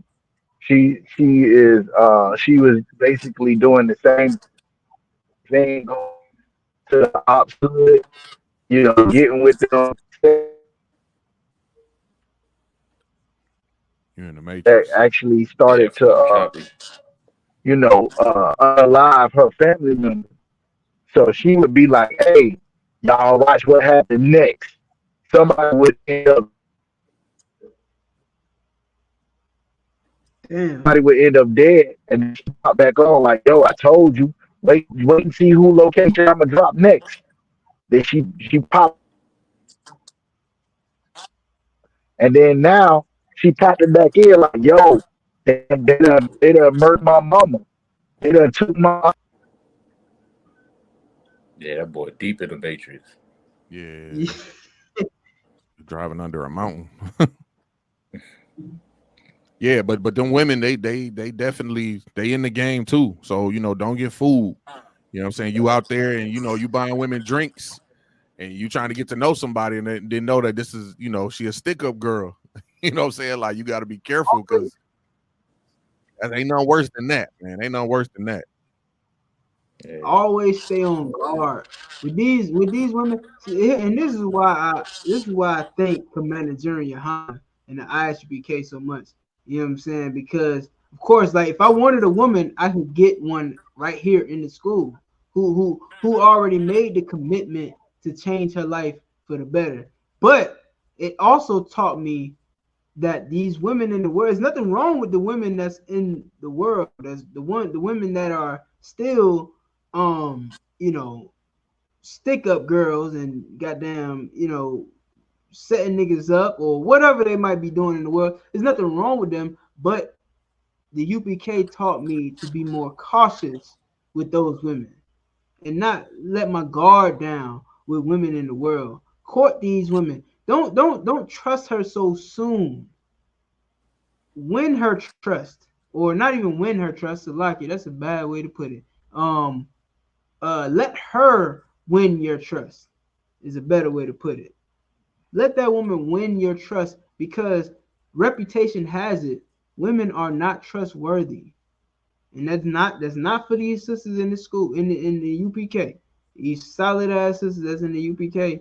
But there are too many women in the world that are untrustworthy for you to go to a club and just be cool with that woman and say, yeah, I can trust her, bring her to the crib, you know what I'm saying? Leave my wallet on the little thing right here, and I'm gonna expect to see all my money still left in there when she leaves. No, nigga, she gonna take your money if she even lets you live. She might have already set you up from the moment y'all left the club. Yeah, I'm in the car with this nigga right now. We headed to his crib. Follow me. Here, I'm sharing my location with you now. I mean, this is what you have to be careful of. Don't just trust these women, man. Don't, for that matter, don't just trust these niggas. Don't just trust every nigga that you come across. Don't just trust every woman that you come across. You know what I mean? Yeah. So like, Shit. I don't know if you ever heard the saying where it goes, you know, it ain't there's nothing more than a man loves than a woman with a pretty face. You know what I'm saying? Like niggas will get blinded. Like look how innocent she looks. You know what I'm saying? They'll get blinded by the beauty and wanting her around. yeah. You'll never know. Never know that she'll do I'll, something like that. I'll give you a better one. Never trust a big butt in a smile. Tarani said that. Never trust a big butt in a smile. A wise man once said. Yeah, man, this crazy right here, man. Got him in the rain looking like Spider-Man. It's crazy, bro. All for what? Just crashing out. This is crash out culture right here. Just not expecting this moment right here. Thinking that you gonna slide and just get away with it. You know what I mean? Like, what's the point of this? Like, for whatever their reasoning is, like I said, man, that's a female right there, man. You just partying, you know what I'm saying? The females come through. She dropping the location on you. You know what I'm saying? It's your last day breathing. You know what I'm saying? You got blinded. You know, so part of that crash out culture is not being a good judge of character. Not being a good judge of character. All of these simple things that's needed. You know what I'm saying? It seems simple, but these are heavy things that you need in life. Being a good judge of character. You know what I'm saying? Knowing how to speak to people. You know what I'm saying? Knowing how to read people. Things that, a family unit is supposed to instill in children, and they're supposed to exercise out in the world. But the family unit is broken, so you got people out here exercising the wrong judgment, out here making mistakes they don't have to make. You don't have to make the mistake. Listen, all of the video and stuff that we got now should be a lesson. The stuff that we see now should be a lesson. As we see these things, the likelihood of it happening should be decreasing. But in the world that we live in, it just gets worse. You think seeing them go to jail, that more youth's gonna be like, you know what, we're not going that way. But no, their mindset now, and the way the world has trained their mindset is like, no, I could do it better. They stupid. I wouldn't get caught. Then they come on here and tell you how they caught them, so you could just go and be like, well, don't do that. Let's find another way. Yeah. You know what I mean? Like, it's crazy. And you would have thought the whole point of being a criminal is not to get caught. Like, you would have thought, like, you know what I mean? Like, if you're a crook and you continually, like, habitually get caught in your crime, I think you need to find a new career, my nigga. You know what I'm saying? Like, being a criminal it's just not in you. It's not you. You know what I mean? Like, it's, I don't know. It just don't make no sense. If you're gonna be a criminal, like, at least know how to move. You know what I'm saying? Like, I'm not advocating, for you to be a crook, but don't be a dumbass, bro. Yeah, but if you're getting caught, you're a horrible crook, man. You're a horrible crook. Do something else, bro. Go do some long division or something. Right. You know what I'm saying? I'm gonna take it even further. I wouldn't even say you're a horrible crook. Black people are not criminals. Because we are the worst criminals. It's not in our blood. It's not in our DNA. We're not meant to be criminals. We're the worst criminals. We always get caught. We barely actually do the crime that we're trying to commit. You know what I'm saying? How many brothers are sitting in prison right now for conspiracy to do a crime? You know what I mean? Like, we the worst criminals. But you know who's the greatest criminal in the world? The one that's always getting held not guilty for the crimes they commit. Right. The Isarians. Your oppressor. They're the best criminals. They always get away with it. Listen, they're such good criminals that they run the justice system. Get that. They're such good criminals that they're actually in the seat of the judge and the lawyers. That's how good of a criminal they are. So I've seen a police officer get pulled over while driving drunk. And when he got pulled over by a deputy, he said, "Don't you know who I am? Don't you know who I am? I could have you dispelled from the from your position because he's a sheriff or whatever. Because he's he got higher rank over the deputy that pulled him over." Like they are the biggest criminals because they are actually in charge of who gets criminalized. Mm-hmm. Black people are the worst criminals. We don't have nobody on our side. And anytime you see a brother, here's another thing that you could take to the bank. Anytime you see a brother, a black man who's like a major drug, what they call him, kingpin or whatever. If you see a brother who's made millions off of drugs, it's because the police department endorsed him. The FBI and CIA endorsed that brother to be big as he is. You don't believe me? Ask Freeway Ricky Ross. Ask Big Meech. You understand? He was endorsed by the FBI to push drugs, and when his job was done, they locked his ass up. You are the worst criminal, black man, because you're not meant to be a criminal. You're meant to be kings and priests, and you let this place corrupt you and turn you into a criminal and a lowlife and a savage. Vagabond. Yeah. A goddamn vagabond, man. A goddamn nigga with no place. You have no place. And what's crazy is the scriptures talk about that. The scriptures tell you who the real vagabond is. So you know what that scripture is? I can't think of it off the top of my head. You know what scripture that is? Probably a in fugitive Genesis in the vagabond. is what I'm thinking about. Is it Genesis? Yeah, I'm gonna pull it up When he cursed because him? Or yeah, man. Genesis or Obadiah? One of them. Genesis 4:12. 4:12. Genesis 4:12. Let me see. I guess we'll start at Brooklyn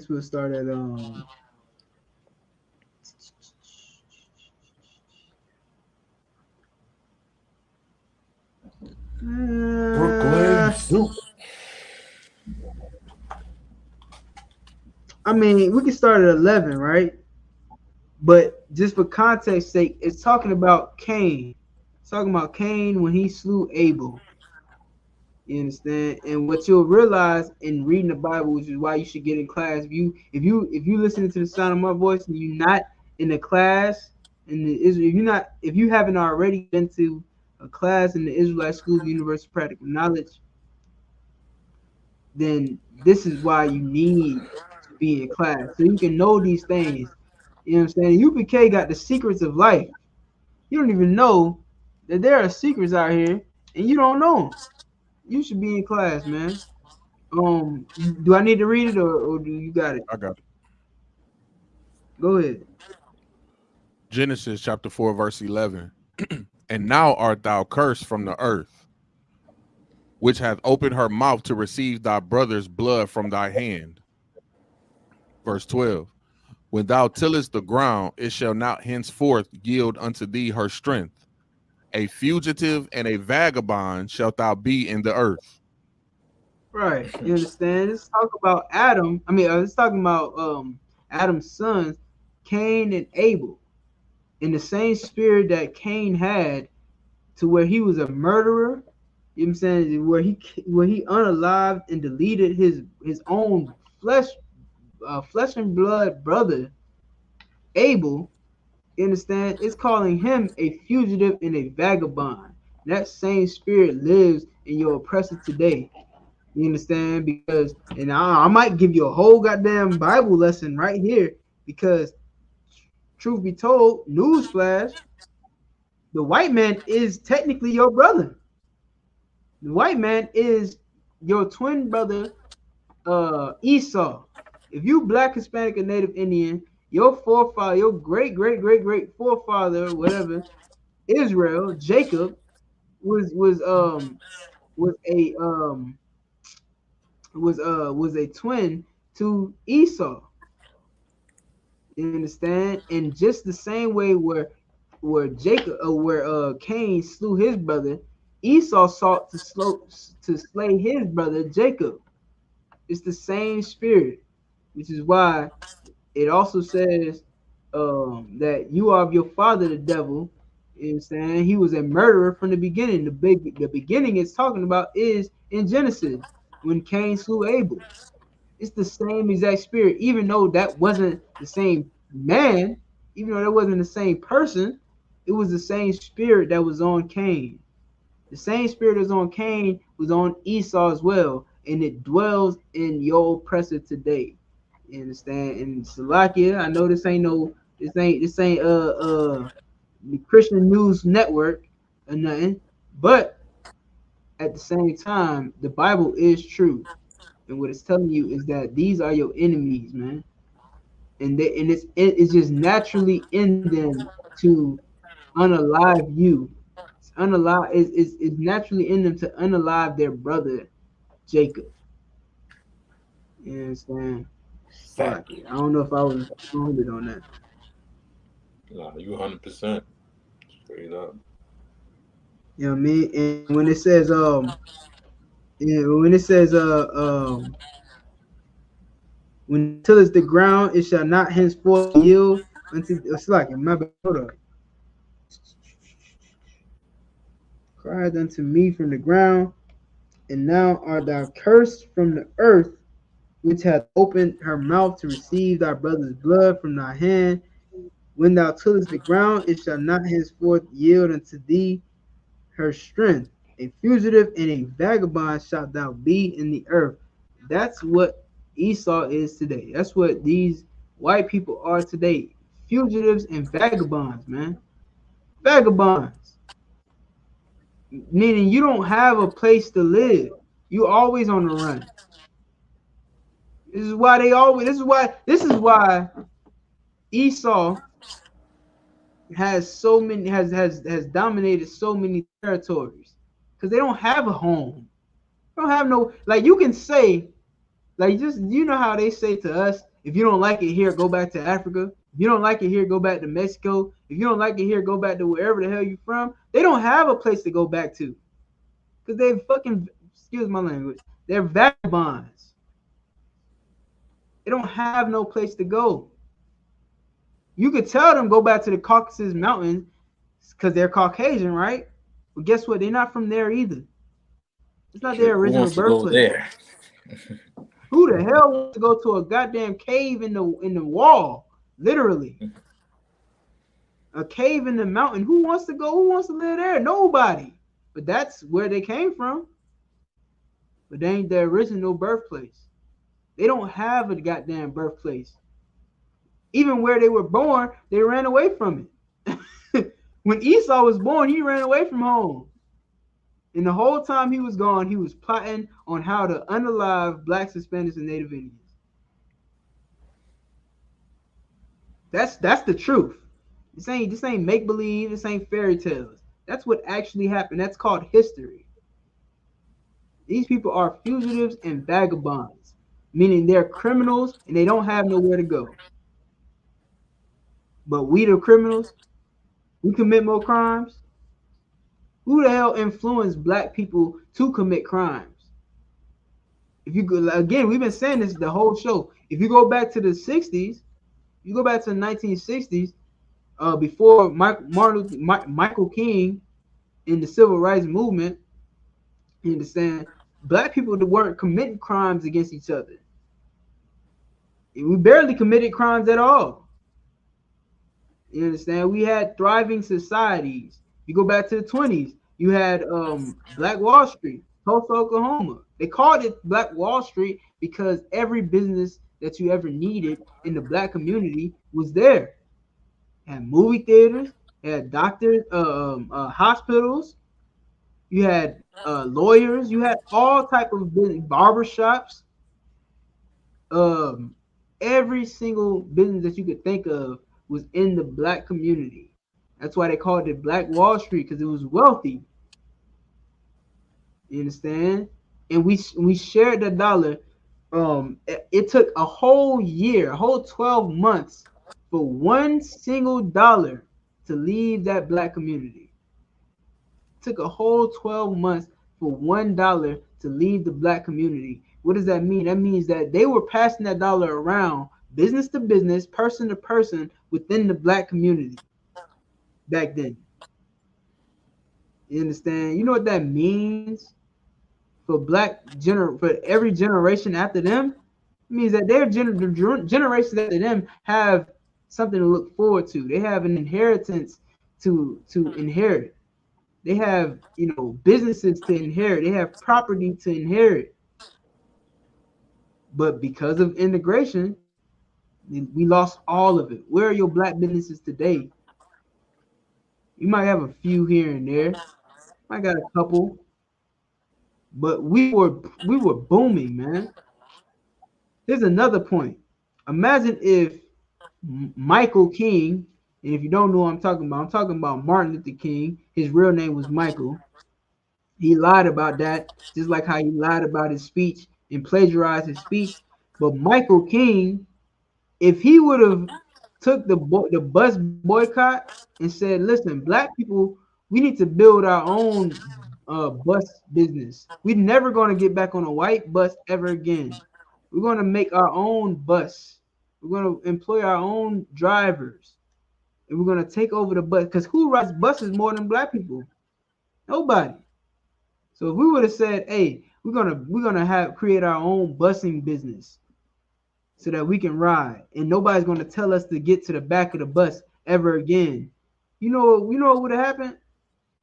In 2024, you would see black bus companies all throughout America. And you would see no white bus companies ever, because they ran out of business, just like black businesses ran out of business, because all we wanted to do was go to the white businesses and support them, give our money to the white businesses, sit at the white diners and eat their disgusting food, go to the white bathrooms, drink out the white water fountains, go to the white parks. All we ever wanted to do was go and do the things that white people could do, when we could do it and do it better on our own. We don't need white businesses to thrive. Who sent white people to the moon? Black people. Who became the first heart surgeon? Black people. Why do we need white people for anything? We don't. You understand? But because of Michael King, we gave it all up. And now look, 50 years later, 56 years later, or whatever, you understand? Here we are in America with nothing to show for it. Nothing at all. I mean, we made a terrible mistake, and now is the time where we reverse that mistake and we segregate. We go back to the way it was before the Civil Rights Movement. We build back Black Wall Street. That's what we do. You know what I'm saying? We keep that dollar in our pockets for a year plus. Never let the black dollar leave out of the black community. That's what you're supposed to do, man. It's a lot, man. Yeah, damn right, man.